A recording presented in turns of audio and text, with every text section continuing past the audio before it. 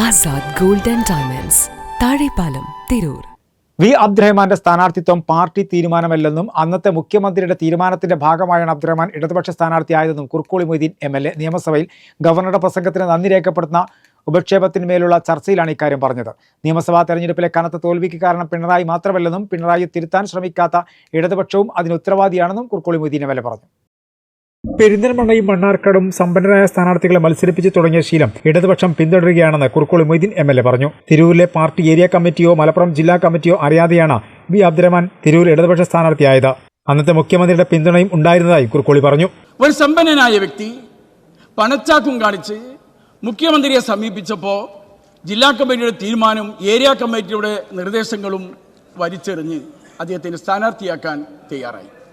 നിങ്ങളുടെ നയം ഇത്രയേ ഉള്ളൂ എന്നാണ് നമ്മൾ മനസ്സിലാക്കേണ്ടത്. പാർട്ടിയല്ല, വ്യക്തിയെയാണ് നിങ്ങൾ അംഗീകരിച്ചത്. അവിടെ തെരഞ്ഞെടുപ്പ് നടന്നു. കഴിഞ്ഞ പ്രാവശ്യം എനിക്ക് കിട്ടിയതിൻ്റെ ഏകദേശം 4 ഇരട്ടിയോളം ഭൂരിപക്ഷം എനിക്ക് തോന്നുന്നു. 7000 ജയിച്ച എന്നെ 24,000-ലേറെ വോട്ടിനാണ് ഇപ്രാവശ്യം ജയിപ്പിച്ചത്. സർ, ആ തിരൂരിലെ ജനങ്ങളോട് ഈ രീതിയിലുള്ള കുപ്രചരണങ്ങളും വർഗീയ ധ്രുവീകരണ നടപടികളും കൂടെ ഈ പണച്ചാക്ക് ഒടുകലും ഒക്കെ ഉണ്ടായിട്ടും മതേതരത്തിനൊപ്പം ജനാധിപത്യത്തെ കാത്ത് ജനങ്ങൾ എന്നെ വിജയിപ്പിച്ചുകൊണ്ട് അയച്ചതിലുള്ള സന്തോഷം ഞാൻ ഇവിടെ രേഖപ്പെടുത്തുകയാണ്. ലോക്സഭാ തെരഞ്ഞെടുപ്പിലെ തോൽവിയും പഞ്ചായത്ത് തെരഞ്ഞെടുപ്പിലെ തോൽവിയും കണ്ടിട്ട് തെറ്റുതിരുത്താതെ പോയതിന് ജനങ്ങൾ കൊടുത്ത തിരിച്ചടിയാണ് UDF-നുണ്ടായ ചരിത്ര വിജയം.